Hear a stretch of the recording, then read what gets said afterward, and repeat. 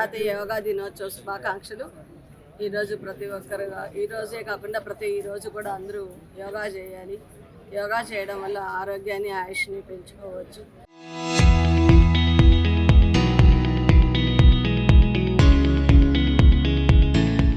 అలాగే మన యొక్క మానసిక అసమానతలు ఏమన్నా ఉంటే కూడా, రుగ్మతలు ఏమంటే కూడా అవన్నీ కూడా పోతాయి. కాబట్టి ప్రతి ఒక్కరూ యోగా ప్రాక్టీస్ చేయాలనేసి మన జీవితంలో అదొక భాగంగా భావించాలని కోరుకుంటూ మరొకసారి అంతర్జాతీయ దినోత్సవ శుభాకాంక్షలు. Thank you very much. అనేది ప్రతి ఒక్కరికి తప్పనిసరి పరిస్థితి అయింది. మనము ప్రస్తుత పరిస్థితుల్లో మన జీవన విధానం ఎట్లయిందంటే పరుగులతోటి కూడుకున్నదైంది.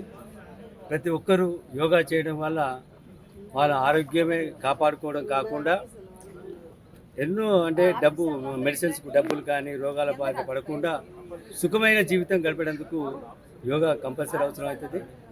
నేను స్ట్రెస్ ఉన్నప్పుడు కూడా ఒక 5 నిమిషాలు మెడిటేషన్ చేస్తే స్ట్రెస్ ఫ్రీ అయిన సందర్భాలు చాలాసార్లు నేను ప్రత్యక్షంగా అనుభవించిన.